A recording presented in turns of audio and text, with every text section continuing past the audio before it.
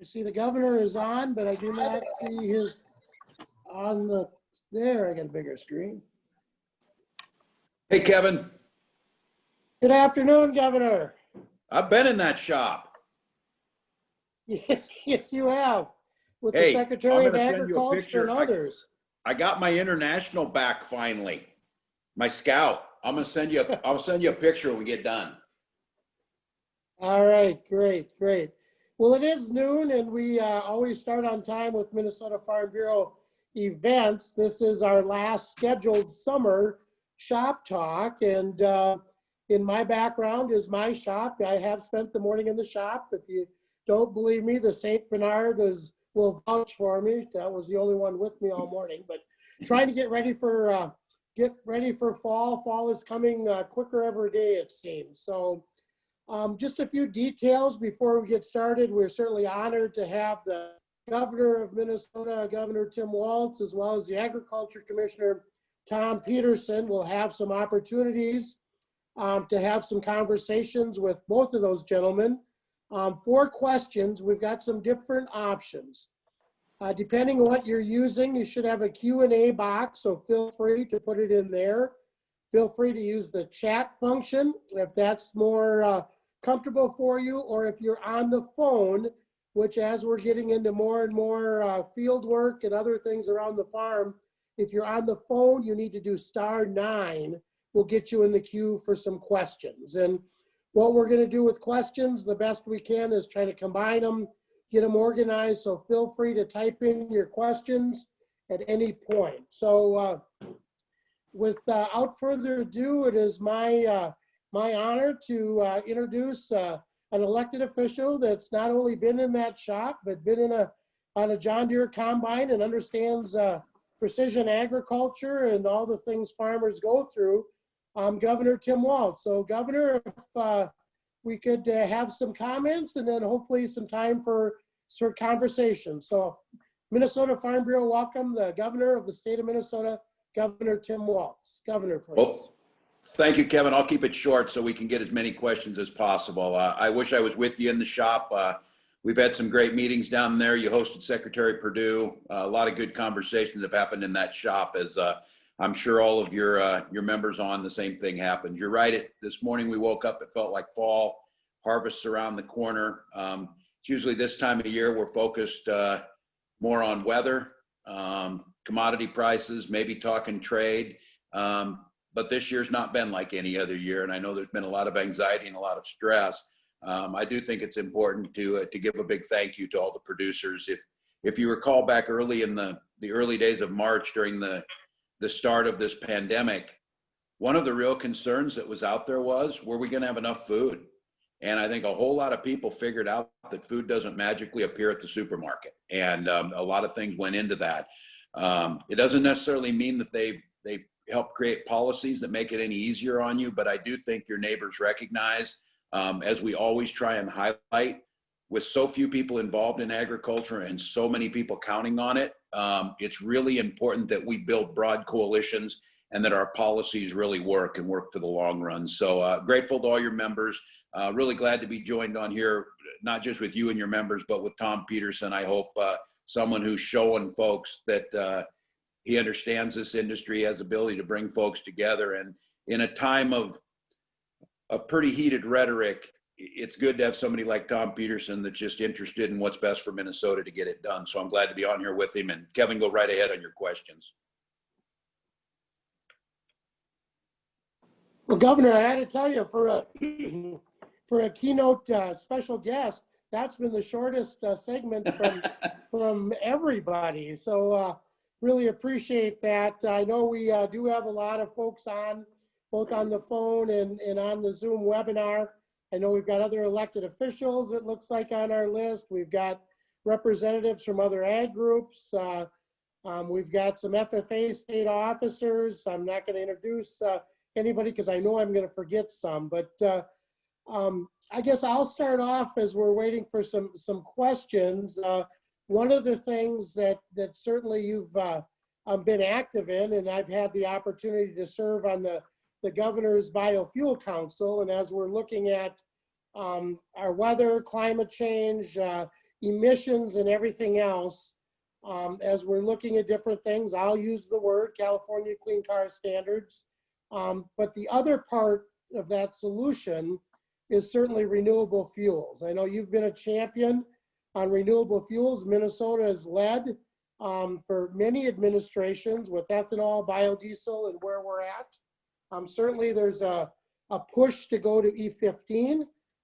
We've got some logistics problems according to MPCA and others yet as we look at storage and things like that. But I guess my first question is, where do you see the role of renewable fuels, ethanol, E15 in particular, as we look at reducing emissions?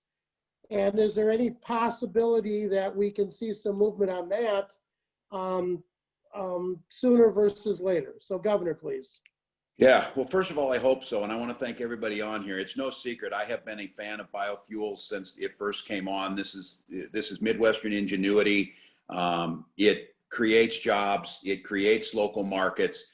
It gets us off dependency on foreign oil as well as fossil fuels that we're going to live with. We all know that, but it's best for us to start making that transition. And we've been in a fight, and the problem with biofuels is the opponents come from both sides of the political spectrum. They come from the side that wants us to not transition off oil, and then there's those that believe that we're not doing enough using biofuels. I am still a believer that if we are going to move towards that clean energy economy, biofuel play a key role in it, both in the short-term transition and long-term usage of it. So I think there is a place. I will advocate for E15. You're right on some of the infrastructure. Many of you on this call, your policy team, yourself, Kevin, we've talked years ago. We need to build that infrastructure. We need to make sure it's there. And you mentioned it, Kevin, and I want to bring this up. This whole idea of reduced emissions and clean cars, it will be Minnesota's Clean Car Act. This was a federal policy. And just so everybody who's on here clear,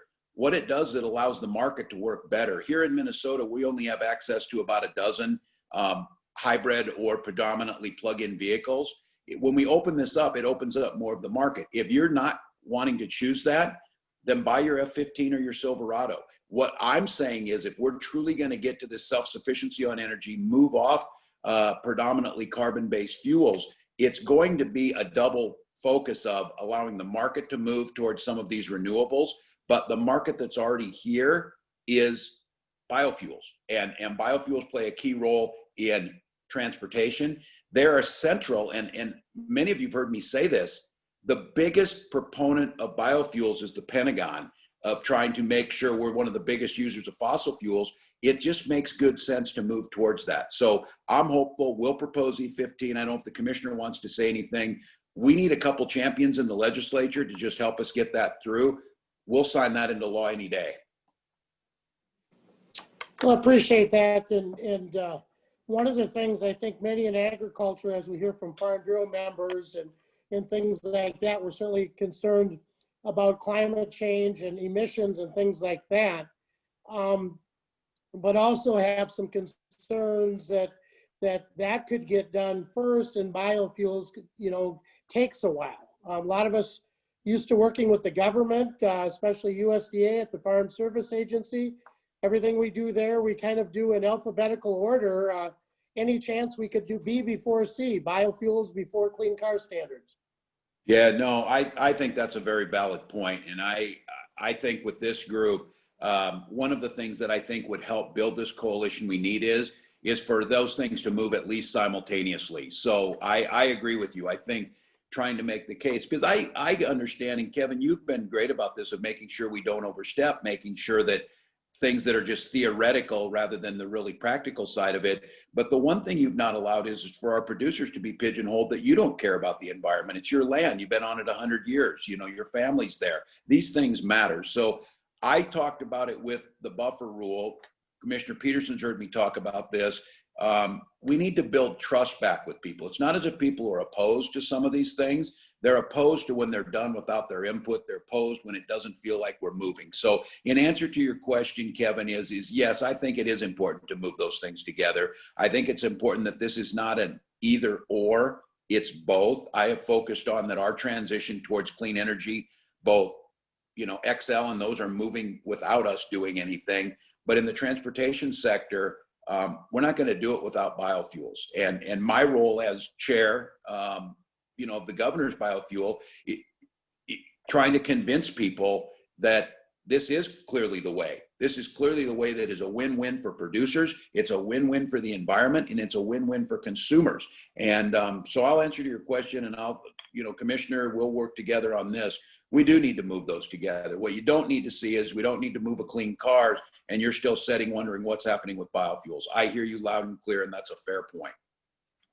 Thank you, Governor. We've got a number of questions. A few deal with the emergency powers and a little bit of that. And I guess give us a farmer's explanation of the emergency powers, why they're important, not necessarily a political science, but as we look at one Minnesota, or as we look at different parts of Minnesota, certainly the COVID-19 is having an effect on, in many cases, in my case personally, it's really the one and only restaurant that we've got. Can we keep the doors open and things like that? So talk a little bit about the reason for emergency powers and where you see that going, and working together. I don't have to remind our listeners that we are the only state as Minnesota that has divided government, I'll say. That's right. The House and the Senate, and that's certainly evident. But talk a little bit from a farming perspective of the emergency powers and why that's important. Yep. Well, and just to put it into perspective, our declaration of emergency is exactly the same amount of days as President Trump's emergency and all 49 other governors. So this is nothing unique to Minnesota. In Minnesota Constitution, Chapter 12 gives emergency authority to the governor in times of emergency. I have used it for flooding, for snows. I used it when our dairy barns collapsed under the snow, and we can act quickly. The one thing a legislature is not supposed to do, it's not supposed to move quickly. The separation of powers is critically important.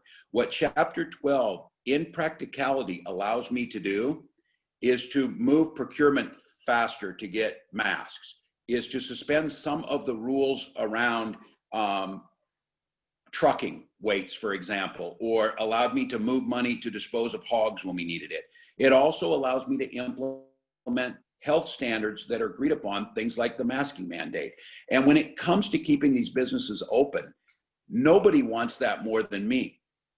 The states that are doing it in a logical manner we are actually in the top third of states for employment coming back and openness. What you're seeing in Iowa is Iowa bars and restaurants are going to be closing at a faster rate than Minnesotans because their spread is about 100 times faster. So what I'm telling people, first and foremost, I would love more than anything to go back to the regular order and want to as quickly as possible. But at that point in time, many of those waivers to some of the things getting done would go away. And again, this is nothing that every other governor is not using. In fact, the state of Minnesota is actually invoking them at a far less rate than most other states. And the results we're getting are, again, you're seeing infection rates in North Dakota, South Dakota, Iowa, Kansas, Illinois, Indiana skyrocketing. The Midwest is the next south, if you will. And we are keeping infection rates relatively low, but here's what I need to tell everyone. I want our businesses open and stay open. I want our kids back in school, and I want that done safely. And so I am more than willing, and I have offered this. If the legislature is willing to take over some of these responsibilities and do it, then they just simply need to show how they can do it. These powers are constitutionally granted. It's the exact same that we use in all these other emergencies. Only thing is, no one anticipated a 100-year health event that would continue beyond 30 days. So I hear you. I understand this coming from the thing that always I get a kick out of is people trying to paint that I wouldn't know about rural areas, or I wouldn't know. Some of you heard me say this. I grew up in that town of 500 with 24 kids in my class, 12 of whom were cousins, and every one of us came from a farming background. That's just the way it was. So rural areas I get that you don't have high infection rates, but the impact is dramatic once they start to spike up. So here's what I would tell you. Our numbers don't look great. The White House is encouraging us to dial back. I believe Minnesotans can step up and get this right. And of all the emergency powers, if people just social distance, wash their hands, and wear the masks, that will have the biggest impact on opening our economy of anything we can do. And I hope we continue down that road. Thank you, Governor. We've got a lot of questions on legislative efforts, broadband, Section 179, NPDES permits, the need for ag labor. I'll not ask mine. You mentioned 20 some in the class and 12 cousins. My first question would be, how did prom go on a deal like that? But we'll skip that. Section 179, we have a lot of questions on that, and broadband. Certainly, the one thing COVID-19 has done is shown us the importance of not only having broadband, but having high speed, having that bandwidth. Talk a minute on Section 179. Is that even a possibility? And where do we see the state going on improving broadband? Yeah, and I think whenever we have these discussions, level setting on this, just to be clear, full implementation of 179 was in my budget. It was not accepted by the legislature in 2019. We have put it forward again. I think it's absolutely critical. I think it's going to be a difficult sell now because of where the budgeting situation is at. But I myself, and I think our administration, are going to continue to push some more implementation on 179. I think it's the right policy. I would remind your listeners that in the 2019 session, first time we never had a veto, and it's also the first time in about 20 years that we saw an increase in local government aid, county program aid, and some of those things. So this investment in community, this investment in infrastructure around agricultural producers is critically important. And the 179 has a real trickle-through effect in the local economy. So you have my commitment that we'll continue to push it. I don't want to set expectations unrealistically high. I got to be honest with you. I'm very surprised it didn't pass in 2019. You would have thought, I mean, the logical thought would have been a Democratic governor and a Democratic House would have been the resistance to a $100 million tax cut. It was our priority, and we put it out there, and it was rejected in the Senate. And so let's try it again. Let's build the coalition. I agree that it needs to be right. I think, and I want to just, if I'll wrap some of these together, Kevin, there's no reason we can't do a bonding bill. All of you know, when you buy capital investment, if you can get zero interest to keep your shop roof in good repair, it's probably a good time to do it. The state of Minnesota can make smart investments. We're one of 5 states with triple A ratings. Our finances for the rainy day funds put us in a strong position. We should not be messing with not doing a bonding bill, not doing a supplemental bill. Just for some of you, when you hear these things out there, we can't deficit spend. We have to balance the budget, and that's a good thing. Since January, I've been telling the legislature, we are going to be in deficits in the Department of Corrections and Health and Human Services around care and treatment for people who are vulnerable. And that was exacerbated by the pandemic. I put in a proposal to fund those things. They were not heard, they were not funded, and so I have to start closing facilities. The irony of this is, folks who had the opportunity to vote for the funding for the Togo facility in northern Minnesota would not vote for it. So I think we're going to have to make some hard choices. We're going to have to balance our budget. We are going to have to, again, there will be areas we tighten up, but we can't make the mistake of saying we can cut our way out of it and not doing things like 179 because we're saying we can't afford it, when we know that there's a real economic boost that comes from doing that. So I can tell you I'm still committed to this. I'm going to be meeting with legislative leaders this afternoon. My pledge to all of you is, in a time of really hyper partisanship, I think there's an extra onus on the governor to try and reach back out and reset those friendships. I'm going to be meeting with folks this afternoon. I'm willing to compromise if there's things in here that are simply unworkable, or things that I'm asking for. I'll step back off that to get some of this done. But here's what I know. When we come out of COVID, we still need to repair our roads. When we come out of COVID, we still need to make sure our rural communities are thriving, which means we have the opportunity for agriculture producers and value added to work in those communities. That's where the broadband comes in. It is unconscionable that in a time of pandemic and we're asking people to stay home, that it's the 1930s equivalent of no electricity. It just simply doesn't work. So we'll bring that back up again. We're trying to figure out to be creative about it. I'm going to leave those hard questions for Commissioner Petersen here so he can follow up. But I'm grateful. And I want to give a shout out to your team, Kevin, Amber, and that team. Always keeping us informed, always making sure your members' voices are heard, always trying to hold folks accountable to deliver on what we need to deliver. And that is a real helpful thing. Well, we appreciate your time. We know you've got other commitments, Governor. We appreciate the opportunity to have an exchange with you. And I would just ask if you have any final comments. No, I just, these are difficult times. I don't want to tell anybody anything they don't know. This is painful for all of us. I think we have an opportunity, and I'm going to come back to it. I ran on that idea of one Minnesota, and I know that seems pretty fractured after what we've seen with George Floyd, with some of the unrest and the rioting. It's very frustrating to a lot of people, but I've always believed we're stronger together. I think the diversity of our state, geographic diversity, economics, and the racial diversity, that's a strength, not a weakness. And I hear it. I hear the frustration. I hear the anger from folks.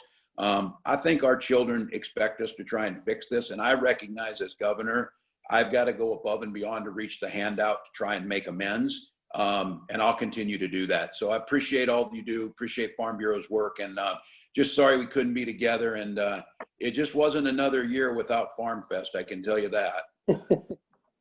Yep, no pork chops and pancakes. That bothered all of us. So thank you, Governor Walz. Thanks, folks. Thank you. As we introduce and hear from Commissioner Thom Petersen, a lot of things I could use in Tom's introduction, but I think the one is we've got ag leaders from all over the state on this call, Farm Bureau and otherwise. Probably my favorite opportunity when I had a conversation with the before he was the commissioner, but was close to be the commissioner. I felt brave. You know, membership is the lifeblood of our organization, and I asked the commissioner if he'd be willing to let me sign him up for Farm Bureau, and his answer was no.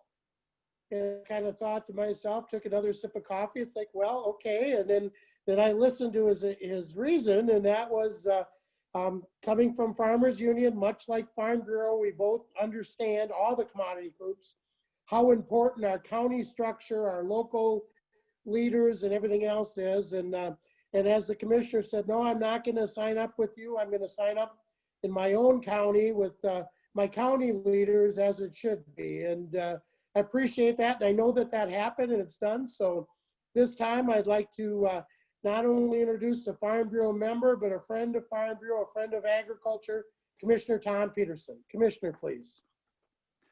Thanks, Kevin, and good to see everybody today and join everybody. And yeah, and as Kevin said, it's really interesting. You know, I think one of the first times I met Kevin, and this, you know, it's going back almost 20 years now. Kevin offered to sign me up, you know, and I told him someday I might, and always remember that. And I think that's always, it's important in an organization to ask, and always good. And our county here, I missed my meeting the other night, but you know, Nathan Nelson was our county president, and now of course the state representative. And Nathan will tell you, I know a lot of the things that he uses every day he learned through Farm Bureau. So it's just really great to join you today, and appreciate all the work. Before I start my slides that I have and everything, I just want to thank Kevin and Amber, Josie, Karen, Chris, the now retired Chris Raditz, for all their work and help during COVID. You know, it's been really challenging. Don't have to tell everybody on this call. And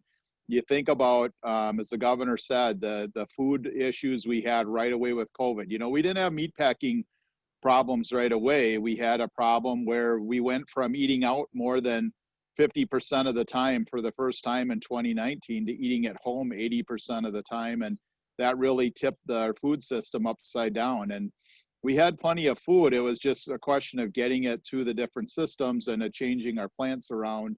And then, of course, going into COVID and the meat packing issues that we had there. And so one of the things we did at the department was to start calls, update calls with stakeholders, including Farm Bureau, and we did those 3 times a week for several weeks. And then after a while, we could go to 2 times a week, and then once a week. And now we're going to maybe every couple of months. But they were really helpful to get feedback right away when we were starting and getting into it. And I want to thank Kevin and Amber and Josie for being available at all times of the day and night there for a while, because it was really challenging. But if Kaisa's there and has our slides, I got this opportunity to go. I have a few slides, but I'm gonna go through them really quick and talk through and then see if people have questions. But some good things and things I just wanted to share today. So I'm not sure how that works. Let's see.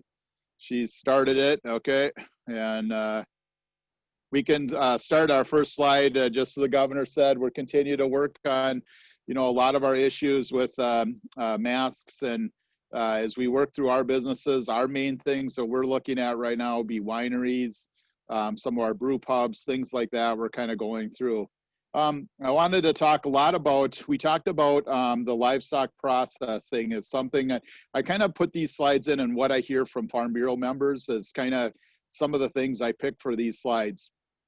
In meat processing, before we even had COVID, I would hear from Farm Bureau members kind of, and in my area here, the wait times we had at our local processing. This has been an issue before I was commissioner. I'm scheduled out 6 months, 9 months out in my local plant. And so we had that. And then as COVID started, what happened is people started buying from local shops and local farmers even more. So we stressed that system. Once the meat plants went down, that just accelerated the need that we had. And so it was really interesting, because if you think about, some of the estimates we get from the pork producers in the industry that, we depopulated over 300,000 hogs, but we also gave away over 100,000. And when I say gave away, I mean, they were sold or given away for $20 or less. Many of you probably saw farmers heartbreaking to say, I have 5,000 hogs on Facebook, come get them. And a lot of people did, and that really overburdened it. So one of the things that we did in April, on the bottom of the slide, we had our agri value-added grants for last year. We did 26 of those, but 9 were large grants to meat processors to expand. And we authorized those in April. We did every one that we could that was a meat processing one. We helped those go forward. Then we created a rapid response, and this is what's really important in our Agri Fund, that we have some flexibility to be able to do this. And so we put out because we were hearing that some of these processors, they needed saws, they needed cooling, storage space. And so we did these mini grants in May and June, and put that out and got that money out quickly. 46 applications. You can go to the next slide. And so just trying to address that. Okay, next slide, Kaisa. Oh, she is, okay, so now the value-added grant program is available now, is open again. And we are anticipating adding another $1 million. And again, meat processing will be the top piece that we're looking at. I know that in Minnesota, we have several USDA plants that are looking. We have our real emphasis is on equal to and the USDA new plants. And so we'll see how those goes. And that's open right now, as well as for any other kind of processing. I'll talk a little bit later about hemp. Anything you want to add value to within agriculture, those large value-added grants are open right now. Go back a minute. We also have our livestock investment grant that a lot of Farm Bureau members use, and I wanted to just say that is open up now, right now too, and that's very popular. Farm Bureau has been very helpful. I know Amber's helped score grants before and given us feedback on those. That's available to improve, update, or modernize your livestock operation. And just want to make sure that all your members know that's available. Okay, next one. And then just some of the example of some of the, just a reminder, on our MDA website, we have a lot of information about COVID for a lot of different things you have. Some of the big things that we have that have come up, wineries, distilleries, breweries, county fairs, livestock shows, sales auctions, you know, where some of the things that we've worked really hard, or I have as commissioner, not always perfect, but to try to get them open. You know, and that's a lot because the Department of Health, a lot of times they might have a different idea about a county fair. And as we know, they were canceled, but a lot of them still had shows, and trying to get that open. Also auctions, you know, sales barns, we fought to keep those open right away. They never closed, but then just your regular farm auctions, that was a big piece. And then we've also have guides for U-Picks, on-farm markets. Our big one we just put out right now is for apple season and pumpkin patches, just some things to follow to keep people safe. Next slide. I also want to highlight the beginning farmer tax credit that is really unique to Minnesota, that provides a 5% tax credit on selling land to a beginning farmer, or 10% on renting a land. I just want to highlight that a lot of farmers have been using it, but we have a lot of money available at that point. One of the things I've heard from Farm Bureau members that you could possibly consider, and I don't know Farm Bureau's position on it, but in the legislature, love to get some feedback on it. Right now, it is not allowed for parents or grandparents. And so one of the thoughts is to kind of split the difference, is to allow maybe grandparents selling to that third generation where they skip a generation to use the credit. So something to think about. I want to throw that out there to Farm Bureau to consider. Next slide. I also want to highlight that the legislature just passed a farm loan guarantee program that we have money for. You can receive a 50% of the amount of the loan guarantee fee paid for eligible FFA restructure loan. So if you're in a FSA restructure loan or looking at that, you can get the fee. That can be a pretty good amount. Right now, it's really, you have to be in mediation though, and that may be something we may try to look at. The statute actually says that, but that's kind of a hindrance. So we're continuing to look at that, but we also had to prioritize it somehow. Next slide.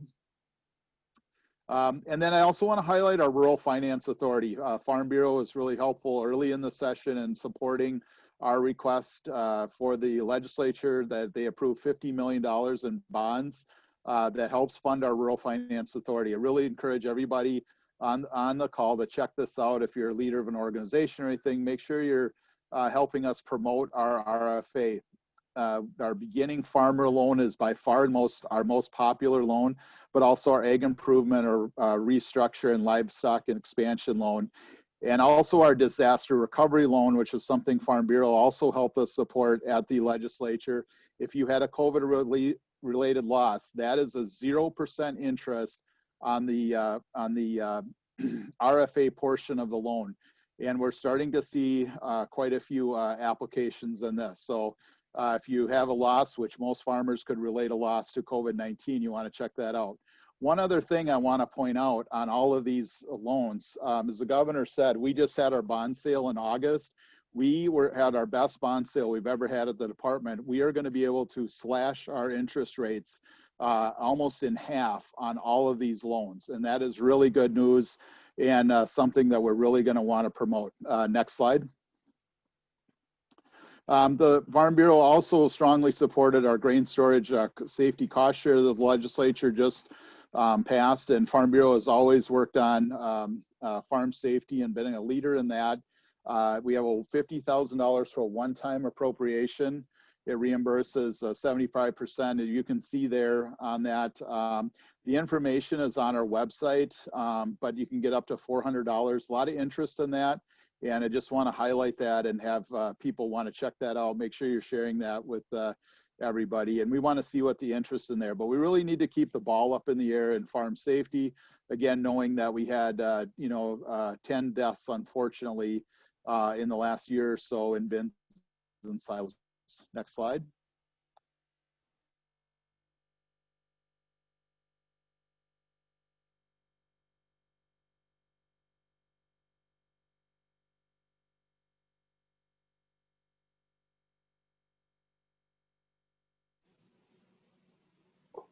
Do we have Tom froze up?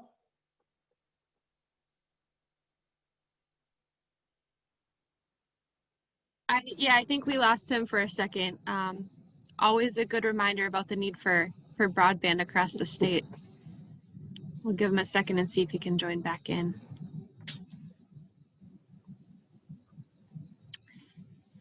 While we wait for him, though, as a reminder, you're able to put in questions in the question and answer box or chat as well for those of you joining us on Zoom.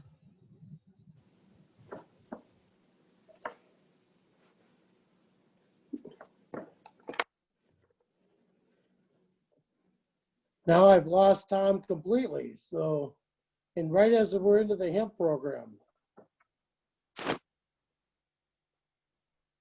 While we're waiting for the commissioners again, I want to tee up a little bit the questions that we had. I will ask Tom to do it a little bit. It's really not a Department of Ag as much as it is MPCA, but certainly we know we've got concerns with the MPDS permit changes, especially as it deals with managing the manure in the wintertime, as well as some October things. So that's a question that we'll talk about. I hope to get his perspective a little more on the California Clean Car and the ability to do where he sees the Biofuels Council and the E15 statewide as what that can be. And then another thing that we constantly have a problem with in agriculture, and that's agriculture labor, the shortage of workers, both seasonally and otherwise. So we'll hopefully talk with that. And do we see Tom back on yet? Not yet, but I also do want to clarify the commissioner talked a little bit about the beginning farmer tax credit. That's a program that Minnesota Farm Bureau has supported since it was put into place, and we also do support the expansion of that tax credit as we look at options to help beginning and young farmers of all kinds across the state.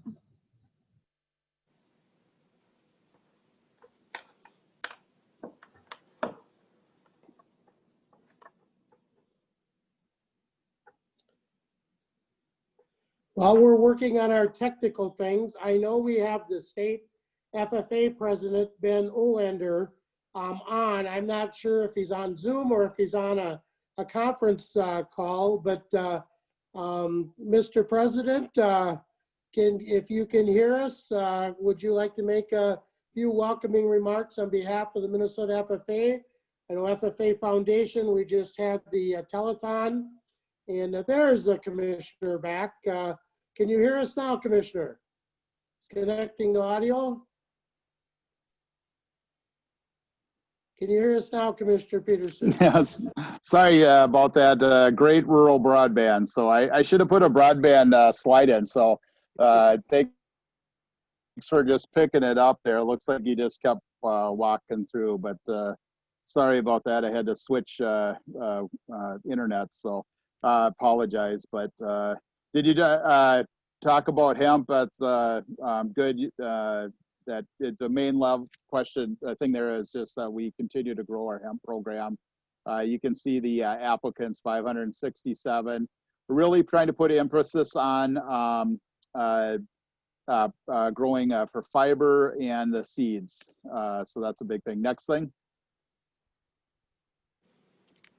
You can go to skip the hemps. I think we'll just keep going here. Palmer Amaranth, just wanted to highlight that we continue to really do a good job in Minnesota compared to Iowa, Nebraska, and some of those other states. You can see where we had it there in Yale Medicine, Lyon Todd. 2018, we added a couple of counties, but we were able to monitor it and control it in those counties. The next slide. But I just want to highlight this year, we do have it in Winona County in 2 sites, and then we're managing a site in Houston County. So just really encourage you to stay vigilant on that. And really seed screenings are one of the things that we see it come in on. So farmers using the seed screenings, we really want to highlight that as an important piece. Next slide. And then I won't spend a lot of time on this. The governor talked about that. You can just talk about ethanol and the usage. You can go to the next slide. I just really want to highlight that Kevin is a member of the Governor's Council on Biofuels. We are really trying to look at a couple of different things as E15 and then the infrastructure needed for E15, but also just how we grow biofuels within the state. Next slide. And then the groundwater protection rule also started September 1st, which limits fall application of nitrogen fertilizer in those restricted areas. I think most of the people have seen these maps and you're familiar. You can go on our website and you go right down to your farm. I can scroll and look right at my farm and see if this applies to me or not. But again, if you have questions about that, next slide. And just part one of the groundwater protection rule, as we said, you know, just a lot of information. I appreciate, there's the link there. We can, you can go on our website, just search groundwater protection rule, but that link is really good to play on your map. A lot of farmers will call me and I send them that link. They're able to go in and say, oh, this really doesn't bother me, or I already know that in that area. And so I think that's just a really key thing, but it did just go into effect 2 days ago. So I wanted to share that. Next slide. Dicamba. I said these are all the fun slides you know, with the groundwater protection rule and dicamba. Tough year, you know, as we say. We had had our numbers had gone down the last couple of years. So a lot of different things happening, but unfortunately our numbers did go up quite a bit this year. We are currently investigating a lot of the complaints. You can see there we had 116 total complaints, 64 that requested investigation. And it'll be interesting to see the re-registration decision on products for soybeans. And so stay tuned on that. And I appreciate the feedback and input that I've gotten from Kevin on that and your members as well. And so we'll continue to work on that, but a lot of that could, you know, be coming up here in the next couple months as we make decisions for a growing year next year, and we're going to need Farm Bureau's input on that. And next slide.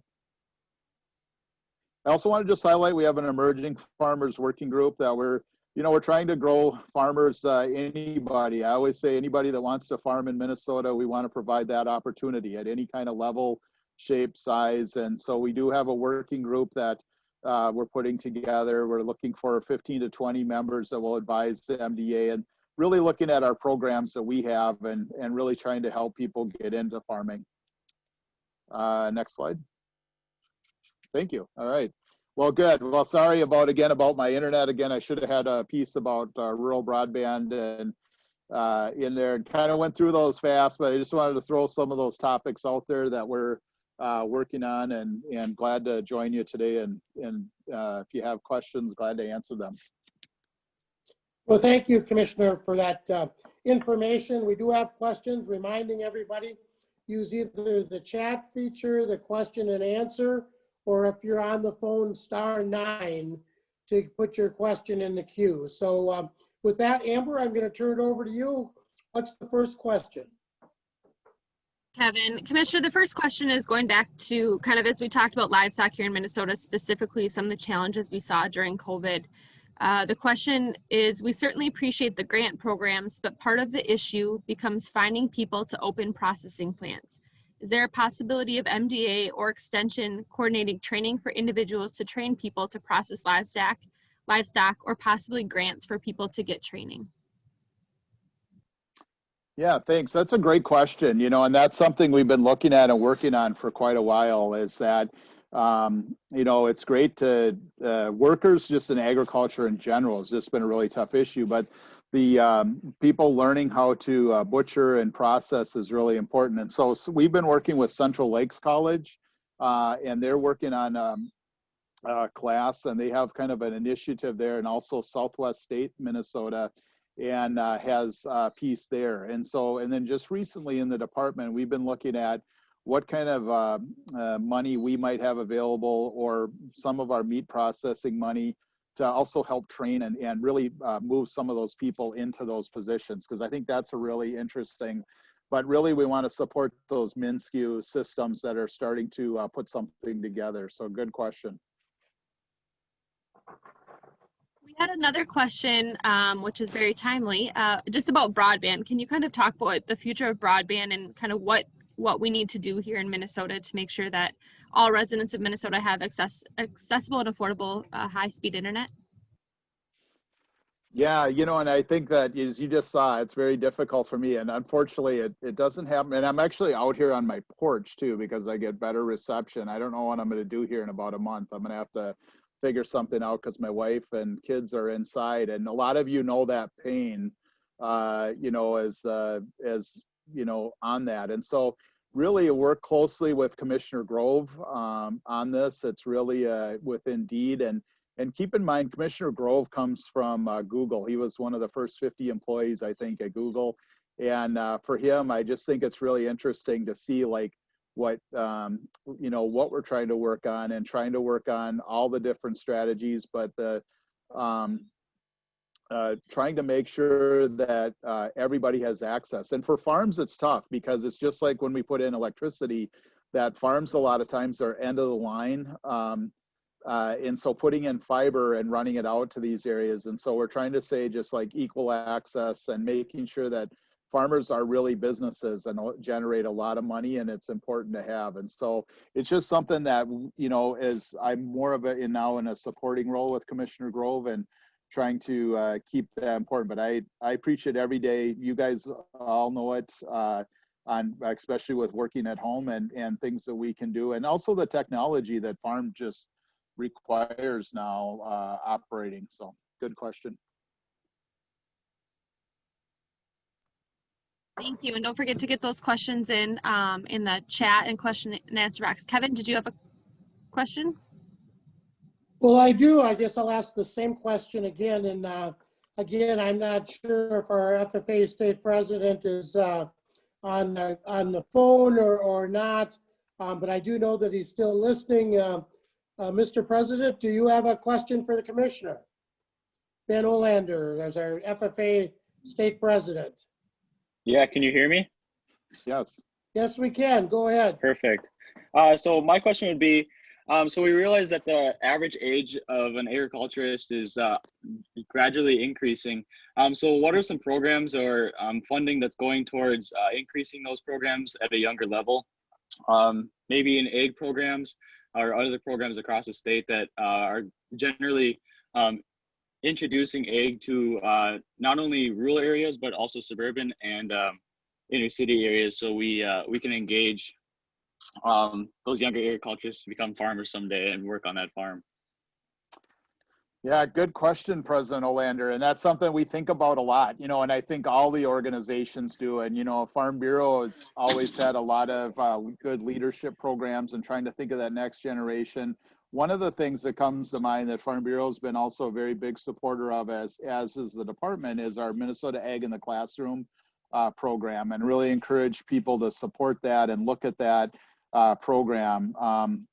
I think it's going to be more important than ever, but it also provides us some opportunity. In COVID, there's a lot of opportunities that we see as well. And so Ag in the Classroom, for those who aren't familiar with it, I encourage you to just Google it and check it out. But, it really, as kids have more time or they're at home, it's something that they can go online. Teachers are looking for things they can do. Parents are looking for things that their kids can do that is educational. And so we've done, our Ag in the Classroom has gone virtual, which is really, a helpful thing too as well. And so I think that's really an important piece, and that's a signature piece for the department. In trying to look at our emerging farmers work group, we're just looking at all of our programs. Minnesota is well positioned compared to other states in the programs that we have. We have the Rural Finance Authority. We have our Beginning Farmer Loan, which is a tremendous loan that helps, get people started in farming. We have our Beginning Farmer Tax Credit, which I said, 400 farmers a year doing it. And I've been really struck by when I'm out and I run into somebody who bid got some land, who was a beginning farmer, and they'll tell me they got the land because they use that credit. And I think that's exactly what we wanted to see. And so that is, a couple of things that we have that we want to continue to keep promoting, as we move forward. So good question. And then also just the ag education. I think that everything that that we can do, whether at the state, whether it's supporting MELC and grants that we have, supporting a strong funding for our 4-H programs as well with the university. You know, our state's going to face a big deficit next year, but we've been through this before, and it's up to our ag groups and groups like Farm Bureau to help us advocate for the importance of FFA and 4-H. Thank you, President Olander, President of Minnesota FFA. Our next question, Commissioner Petersen, is kind of an interesting one. So I'll ask you to answer it the best that you can. But the question's got to do with your role as Commissioner at the Department of Agriculture. Two-part question. What was the biggest surprise so far as Commissioner of Agriculture? And if you can share with us, what is the hardest decision you've had to make as Commissioner? Yeah, the biggest surprise to me is, you know, it's really, I think that's an interesting one. I think is how vastly talented our employees are. And I think that, you know, it's really easy to criticize government sometimes and really think that, you know, oh, government, you know, it's, you know, a bureaucracy and everything. But to me, as every day, I think that people have no idea the kind of issues that we solve and triage every day, because there's so many and things to talk about. And you know, as I'm a commissioner, is trying to move that along. And so, you know, I can hand things off to our employees, and I'm just, you know, whether it's a business or a company or a farmer, that they take time, they answer their calls at all hours of the day. And so I think, to me, that has been something that, you know, I've been really great to see. That the hardest decisions are tough. I would say, like in COVID, you know, that was really hard, was trying to decide, you know, as we looked at the amount of hogs that we were going to have to potentially depopulate and what was going to happen there. Those were some of the hardest decisions that we had to make to try to work to get the plants back open, ensure worker safety. And at the same time, you know, a lot of things, one of the things I'd really highlight that went well in COVID was rendering. Unfortunately, rendering is something we take second nature of, but our rendering companies in Minnesota never really went down during COVID. Had one of those renderers or a couple of those renderers gone down at the same time we were depopulating, we would have had a much bigger problem. I don't think people realize how important that is. And it's not a very exciting role or anything, but that's just amazing, all the things that were happening and the tough calls that we took as people had to make that terrible decision to have to depopulate your animals. Well, I appreciate that. Maybe if I could add to that question a little bit, what so far has been the best part of being Commissioner of Agriculture? Yeah, you know, I think it's, you know, and this is going to sound, you know, it's not sappy or anything, but I really enjoy working with just within agriculture, you know, that we have pretty good, you know, our groups, we all have our different ideas and agencies, but we work really well together. And I miss, you know, not being at Farm Fest, and I miss not being at the state fair right now with everybody. And, you know, it's one thing that our agriculture budget is, you know, it was the first one, you know, off both times. We were the only agency to pass the finance budget this year, you know, that we're able to work together and figure that out. And it's hard sometimes. And I hope that's my goal, is to, you know, continue to do that. But that's definitely the best part of the job, is that, you know, we're able to work together as much as we are able to. Well, I appreciate those comments, and I think that's important that we remind people that agriculture, farmers and ranchers in Minnesota, we got our chores done. We had our bills passed and worked together as agriculture and rural should. Mr. Commissioner, we're getting up to the end of our session. I just ask if you have any final comments or closing message.